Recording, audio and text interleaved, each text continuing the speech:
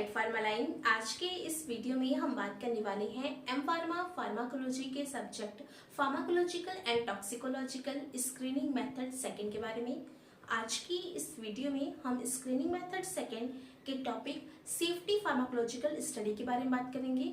आज की इस वीडियो में हम जानेंगे कि सेफ्टी फार्माकोलॉजिकल स्टडीज क्या होती है, इसके ऑब्जेक्टिव क्या क्या है, इसके एम्स क्या होते हैं और इसका स्कोप क्या है। तो चलिए आज की वीडियो को स्टार्ट करते हैं। तो अब हम सेफ्टी फार्माकोलॉजिकल स्टडी को समझ लेते हैं कि ये स्टडी किस तरीके की होती है और ये कैसे काम करती है। तो देखिए, सेफ्टी फार्माकोलॉजिकल स्टडी जैसा कि नाम से ही पता चल रहा है कि इस स्टडी में हम सेफ्टी के बारे में बात करेंगे, सेफ्टी के ऊपर काम करेंगे। तो अब हम इसके ऑब्जेक्टिव को देख लेते हैं कि इसका ऑब्जेक्टिव क्या है। तो इसका ऑब्जेक्टिव है it help to protect clinical trials participants and patient that received marketed product from potential adverse effect of pharmaceutical। यानी कि by the help of safety pharmacological study जो भी clinical trials में participants होंगे, मे बी वो healthy volunteers हो सकते हैं या फिर किसी भी तरीके के patients हो सकते हैं जो कि clinical trials में participate कर रहे होंगे, उन patients को, उन volunteers को जो भी हम pharmaceutical जो ड्रग यूज कर रहे हैं या फिर जो भी मार्केटेड प्रोडक्ट हम यूज कर रहे हैं, उनके एडवर्स इफेक्ट से उनको प्रोटेक्ट करने के लिए ये स्टडी काम करती है। तो जैसा कि हमने आपको बताया कि सेफ्टी फार्माकोलॉजिकल स्टडी में हम सेफ्टी के ऊपर बात करते हैं, तो क्योंकि इसकी हेल्प से हम पेशेंट्स की जो भी एडवर्स इफेक्ट है उसको प्रोटेक्ट कर रहे हैं, इसका मतलब हम उसकी सेफ्टी को इंश्योर कर रहे हैं। नेक्स्ट पॉइंट है it is an essential part of drug development that aim to identify and predict adverse effect prior to the clinical trials.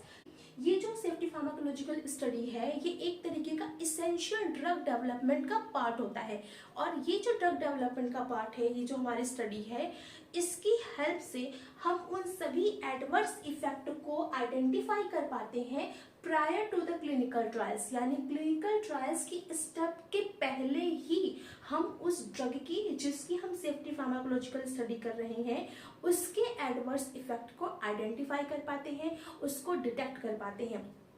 अब ये प्रोसेस कैसे होगी, इसके लिए आपको ड्रग डेवलपमेंट का चार्ट समझना पड़ेगा। तो सबसे पहले हम इसके चार्ट को देख लेते हैं। अब हम ये समझने की कोशिश करते हैं कि safety pharmacological study drug discovery की प्रोसेस में कहाँ पर काम करती है और इसकी वजह से हम क्या क्या चीज़ें फाइंड आउट कर सकते हैं। तो देखिए, जो भी ड्रग डिस्कवरी की प्रोसेस है, इस प्रोसेस में हम पहले तो कोई सिंथेसिस करेंगे, केमिकल सिंथेसिस करेंगे और लीड का सिलेक्शन करेंगे। जब हम लीड का सिलेक्शन करेंगे तो उसमें हम जो भी प्रोसेस है वो तो उसका अपना अलग प्रोसेस है कि हम उसकी पोटेंसी फाइंड आउट करते हैं, पीकेए वगैरह निकालते हैं, तो वो तो अपना अलग चीज़ है। लेकिन हम सबसे पहले क्या है, सिंथेसिस करेंगे, लीड सिलेक्शन करेंगे। जब हम लीड सिलेक्शन कर लेते हैं तो उसके बाद क्या होता है, जो भी हम फार्माकोलॉजिकल रिस्पॉन्स देखते हैं उस ड्रग का, जो भी हमने सिलेक्टेड ड्रग है उसका फार्माकोलॉजिकल रिस्पांस देखेंगे। और ये जो फार्माकोलॉजिकल रिस्पांस है ये हम डोज रिस्पांस के साथ देखते हैं, यानी कि डोज के साथ क्या क्या रिस्पांस आया है, जिसको हम इन विवो और इन विट्रो स्टडीज की हेल्प से फाइंड आउट करते हैं। और उसके बाद जब ही हम डोज सिलेक्शन हो जाता है, डोज रिस्पांस के साथ उसका जब हमें रिस्पांस पता चल जाता है, फार्माकोलॉजिकल रिस्पांस, उसके बाद हम उसकी सेफ्टी फार्माकोलॉजी को परफॉर्म करते हैं by the ICH guideline S7A and S7B, जो कि अभी आप पढ़ेंगे। इसके बाद क्या है, फिर टॉक्सिकोलॉजिकल स्टडी होती है। जब सेफ्टी फार्माकोलॉजिकल स्टडी परफॉर्म हो जाती है देन टॉक्सिकोलॉजिकल स्टडी होती है, और उस टॉक्सिकोलॉजिकल स्टडी के बाद हमारा IND का फॉर्म सबमिशन होता है, जिसको हम बोलते हैं इन्वेस्टिगेशनल न्यू ड्रग। उसके बाद हमारी फेज़ 1, फेज़ 2 और फेज़ 3 क्लिनिकल ट्रायल्स की प्रोसेस होती हैं, जिसको हम क्लिनिकल ट्रायल्स के तीनों फेजेस के बाद हम NDA का फॉर्म भरते हैं, जिसको हम बोलते हैं न्यू ड्रग अप्रूवल का फॉर्म। और न्यू ड्रग अप्रूवल के फॉर्म के बाद हम फेज़ 4 के लिए जाते हैं, जो कि हमारे रेगुलेटरी अप्रूवल का स्टेप, और उस स्टेप के बाद हमारे थेरेप्यूटिक एक ड्रग हमें मिल जाती है। तो ये चीज़ें होती हैं पूरी ड्रग डिस्कवरी की प्रोसेस में, और इस प्रोसेस पे जो हमारा सेफ्टी फार्माकोलॉजिकल जो स्टेप है वो फार्माकोलॉजी के बाद हम परफॉर्म करते हैं।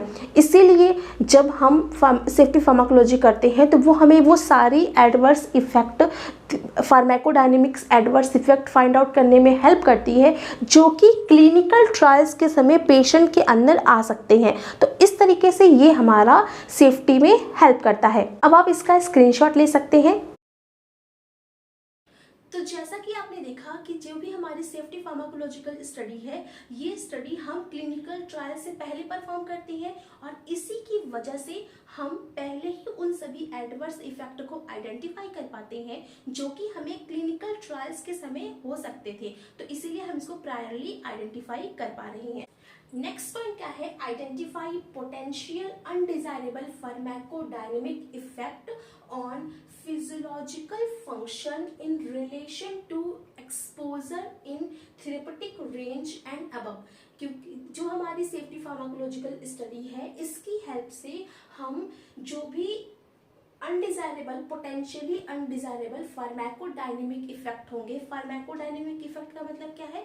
जो भी ड्रग ने बॉडी के अंदर इफेक्ट दिखाए होंगे, लेकिन वो कैसे इफेक्ट होंगे? वो अनडिजायरेबल इफेक्ट होंगे, जो हमें नहीं चाहिए ऐसे इफेक्ट। और वो इफेक्ट कहाँ पे आएंगे?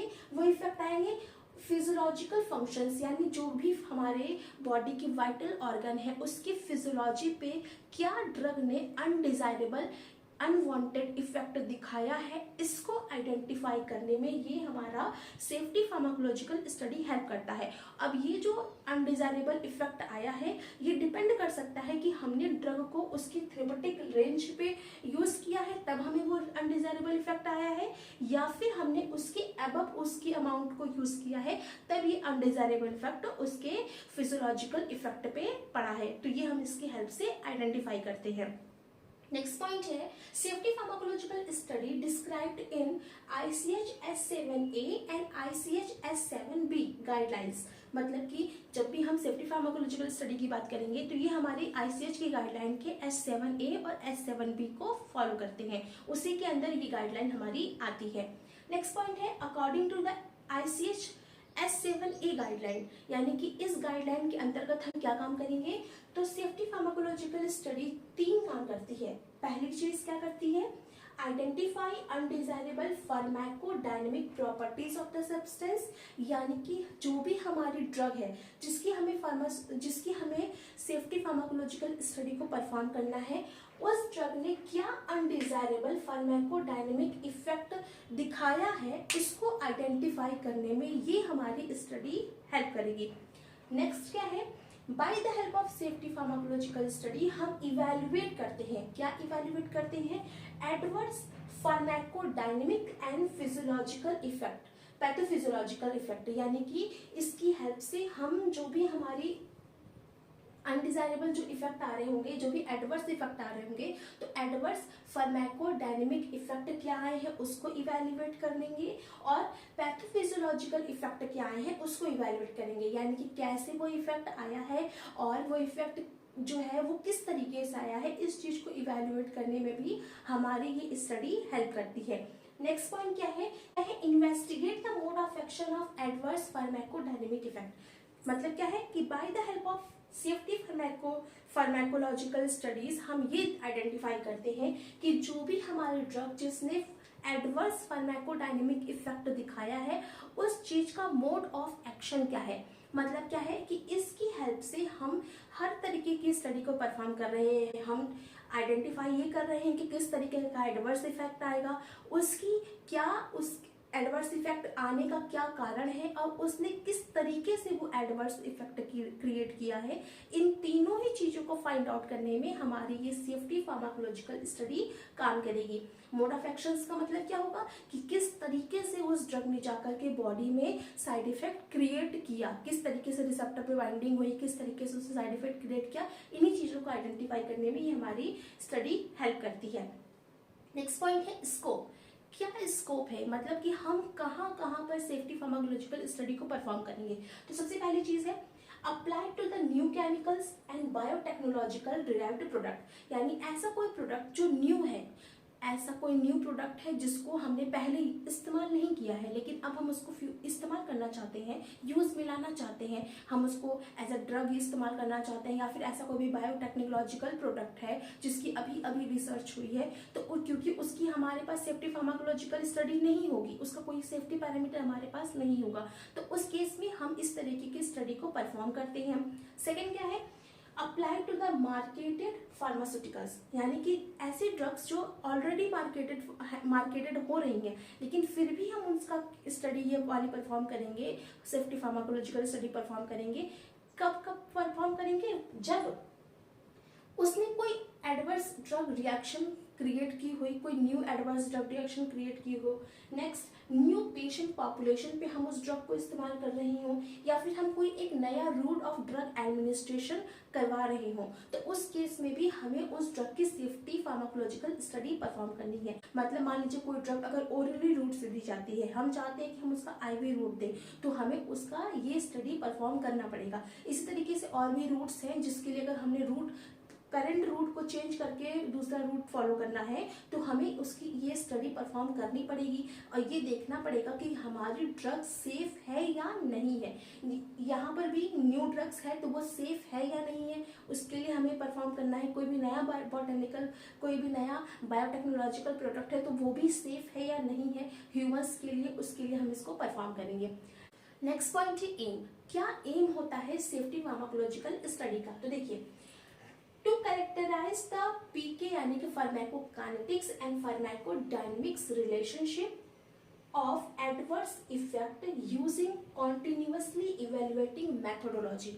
मतलब कि by the help of safety pharmacological study, जो भी हमारे फार्माकोकाइनेटिक्स और फार्माकोडायनेमिक्स हैं जो कि ड्रग के एडवर्स इफेक्ट के लिए रिस्पॉन्सिबल है, उसको आइडेंटिफाई करने में ये हेल्प करता है। और वो आइडेंटिफिकेशन हम कैसे करेंगे, जो भी हमारी कॉन्टिन्यूअसली जो न्यू मेथोडोलॉजी लॉन्च हो रही है, न्यू मेथोडोलॉजी यूज में आ रही हैं, उनकी हेल्प से हम उनके पीके और पीकेडी इफेक्ट्स को, क्या रिलेशन है उनका एडवर्स इफेक्ट से, इसको आइडेंटिफाई करने में हेल्प करते हैं। मतलब अगर कोई भी ड्रग है, मान लीजिए उसने कोई एडवर्स इफेक्ट दिखाया है, तो उसका क्या पीके, मतलब उसका फार्माकोडायनेमिक इफेक्ट क्या था, उसका फार्माकोकाइनेटिक इफेक्ट क्या था जिसकी वजह से एडवर्स इफेक्ट आया है, इसको आइडेंटिफाई करने में ये चीजें हमारी हेल्प करती हैं।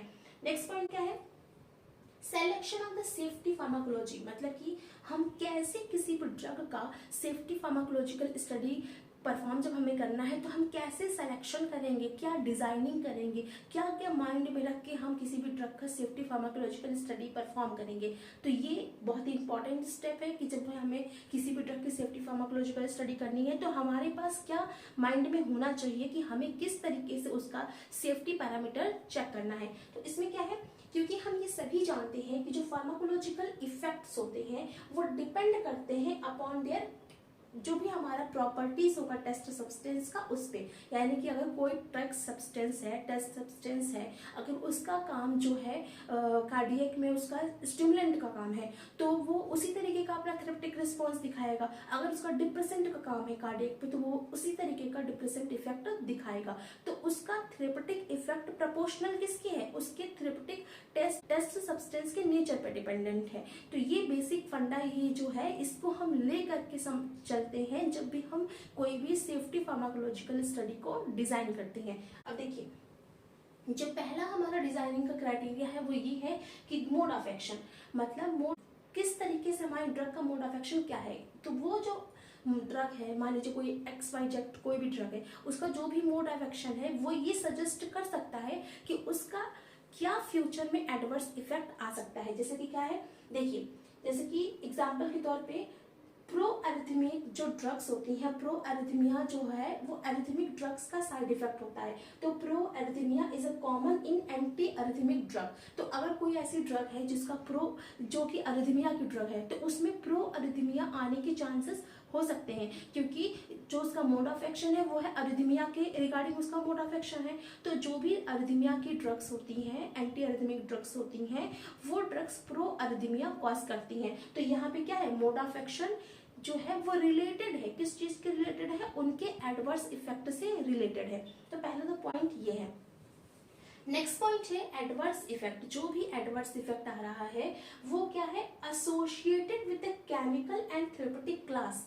मतलब क्या है कि कोई भी जो एडवर्स इफेक्ट है वो उस ड्रग के केमिकली वो ड्रग क्या है या फिर थेरेप्यूटिकली वो ड्रग क्या काम कर रही है उस पर डिपेंडेंट होता है। But independent to the primary dynamics, मतलब कि जैसे क्या होता है, जो भी हमारी प्राइमरी डायनेमिक्स है, प्राइमरी डायनेमिक्स का मतलब क्या है, जो ड्रग ने बॉडी के साथ जो भी काम किया है उससे इंडिपेंडेंट होता है। यानी कि जैसे कुछ ड्रग्स जो होती हैं जो साइकोटिक कैटेगरी की नहीं है लेकिन फिर भी वो साइकोसिस क्रिएट करती हैं।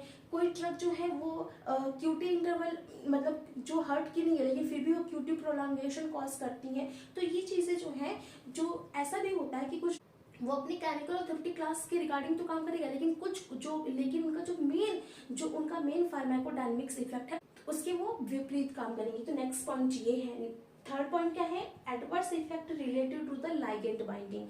अब कोई भी ड्रग किस तरीके से लाइगेंड बाइंडिंग कर रहा है ये काफी प्रोपोर्शनल होता है कि वो ड्रग क्या रिस्पॉन्स देगा और उसका क्या एडवर्स इफेक्ट आएगा। तो लाइगेंड बाइंडिंग भी एक इम्पॉर्टेंट रोल प्ले करता है सेफ्टी पैरामीटर्स के लिए। तो नेक्स्ट पॉइंट ये है। इसके अलावा क्या है, fourth point, result from previous safety pharmacology secondary pharmacodynamics and toxicological effect. यानी कि अगर कोई भी ड्रग है जिसकी पहले से ही हमारी स्टडी हो चुकी है, सेफ्टी फार्माकोलॉजिकल स्टडी, तो उसको भी ध्यान में रख के हम अपनी डिजाइनिंग कर सकते हैं। साथ में अगर उस ड्रग की सेकेंडरी फार्माकोडायनेमिक्स के डाटाज हैं तो उसके रिगार्डिंग भी हम उसकी डिजाइनिंग कर सकते हैं। और साथ में टॉक्सिकोलॉजिकल अगर उसकी स्टडी हुई है तो उसको ध्यान में रखकर भी हम सेफ्टी फार्माकोलॉजिकल स्टडी को डिजाइन कर सकते हैं। तो ये सभी 4 पैरामीटर्स थे जो कि हम सिलेक्शन जब भी हम करते हैं सेफ्टी फार्माकोलॉजिकल स्टडी का या फिर डिजाइनिंग करते हैं तो उसमें हम इन्हीं 4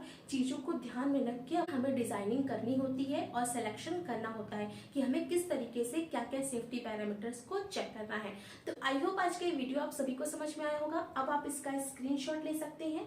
मिलते हैं नेक्स्ट वीडियो में किसी और टॉपिक के साथ। अगर आपको किसी भी टॉपिक पे वीडियो चाहिए तो कमेंट बॉक्स में लिखिए, हम उस पर वीडियो लाने की पूरी कोशिश करेंगे। मिलते हैं नेक्स्ट वीडियो में। Thank you.